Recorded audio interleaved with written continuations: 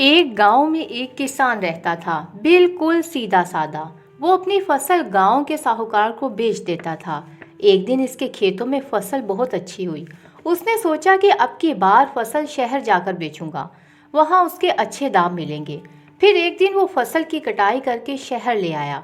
उसे फसल की अच्छी कीमत मिली। फिर किसान खुशी खुशी अपने गांव की तरफ चल पड़ा। रास्ते में दो ठग इसके पीछे लग गए। फिर बातों ही बातों में उन्होंने ये पता लगा लिया कि किसान पहली मर्तबा शहर आया है। तीनों साथ साथ चल रहे थे। अचानक एक ठग इसका साथ छोड़कर दूसरे रास्ते पर चलने लगा। दूसरे ठग ने कहा कि तुम कहाँ जा रहे हो? तुमने तो वादा किया था कि हमेशा मेरे साथ रहोगे। नहीं, मुझे नहीं रहना तुम्हारे साथ, मैं अपने घर जा रहा हूँ। फिर वो तेजी से अपने घर चला गया। दूसरे ठग ने कहा कि अगर तुमने मुझे छोड़कर जाना है तो जरूर जाओ, और हंसने लगा। उसकी हंसी देखकर किसान को ताज्जुब हुआ और पूछा कि आप इस तरह से क्यों हंस रहे हैं? मैं इसकी बेवकूफ़ी पर हंस रहा हूँ। दूसरा ठग फिर से हंसने लगा। किसान ने कहा कि वो जा चुका है और आप अभी तक हंस रहे हैं। ठग ने किसान की बातों का कोई जवाब ना दिया। थोड़ी देर के बाद पहला ठग एक मोड़ पर पहुंचकर गायब हो गया तो दूसरे ठग ने अपनी जेब से एक मोबाइल निकाला। किसान ने आज से पहले कभी मोबाइल नहीं देखा था।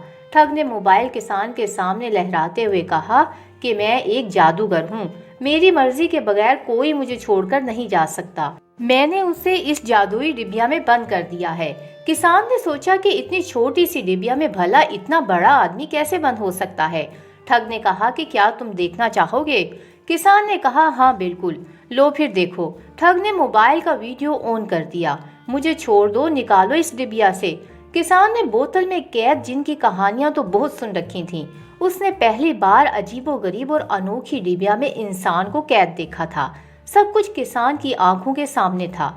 उसे यकीन हो गया कि सामने खड़ा आदमी एक जादूगर है। किसान ने ठग से कहा कि इसे छोड़ दो, वो बहुत रो रहा है। ठग ने कहा कि फिक्र की कोई बात नहीं, वो कैद हो गया है। तो क्या हुआ, अब तुम मुझे मिल गए हो, तुम मेरे साथ रहकर मेरी खिदमत करोगे। ठग की ये बातें सुनकर किसान घबरा गया। वो हाथ जोड़कर कहने लगा, मेरी बीवी और छोटे छोटे बच्चे हैं, मैं भला आपके साथ कैसे रह सकता हूँ?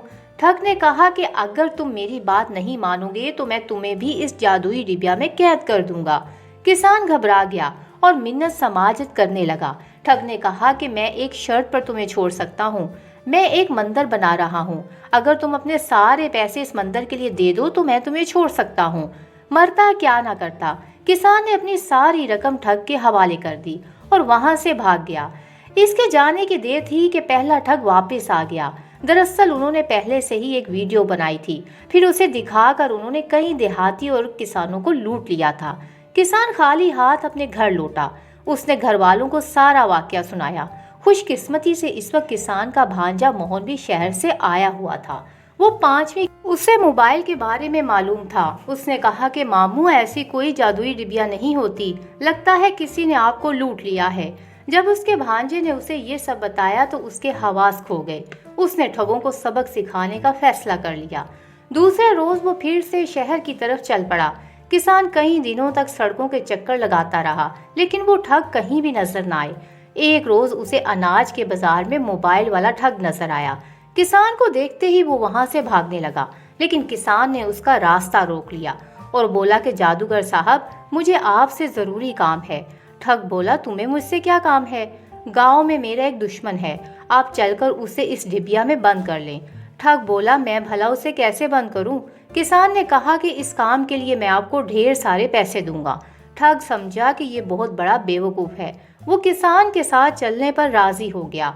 ठग ने कहा, मेरी डिबिया में जगह कम है, इसलिए मैं इसकी आत्मा को इसमें कैद करूंगा। फिर वो गांव की तरफ चल पड़े। ठग ने सोचा, मैं इस आदमी की वीडियो बनाकर फौरन वहां से भाग जाऊंगा। गांव पहुंचकर किसान ने कहा कि जादूगर भैया, मेरे पास भी एक बहुत बड़ी डिबिया है, क्या आप इस डिबिया को देखना चाहोगे? ठग को लगा जैसे किसान कोई बहुत बड़ी बेवकूफ़ी की बात करने लगा है। किसान के घर के पीछे तेल निकालने वाला एक कोल्हू लगा हुआ था। किसान ठग को लेकर वहां पहुंचा। एक बैल कोल्हू में जुता हुआ गोल गोल घूम रहा था। किसान का भांजा भी वहीं खड़ा था। ठग को देखते ही मोहन ने कोल्हू से बैल को निकाल दिया और किसान ने ठग की गर्दन पकड़ ली और उसे कोल्हू के साथ बांध दिया। फिर बोला, चलो जी, अब तुम जिंदगी भर यही गोल गोल घूमोगे। वो रोया और चिल्लाया, मगर किसान ने उसकी एक ना सुनी। वो ठग की पीठ पर डंडा बरसाता रहा। बिलाखिर वो 3-4 चक्कर के बाद लड़खड़ा कर गिर पड़ा। ठग ने कहा कि मुझे छोड़ दो, मैं तुम्हारे सारे पैसे वापस कर दूंगा। किसान ने गुस्से में अपनी शर्त बताई कि मुझे सिर्फ अपने नहीं, आज तक तुमने जो भी रुपए लूटे हैं वो चाहिए। ठीक है, मेरे साथ शहर चलो, मैं तुम्हें तुम्हारे सारे रुपए लौटा दूंगा। किसान ने कहा कि तुमने मुझे बेवकूफ़ समझ रखा है क्या? चलो अपने दोस्त के नाम एक खत लिखो।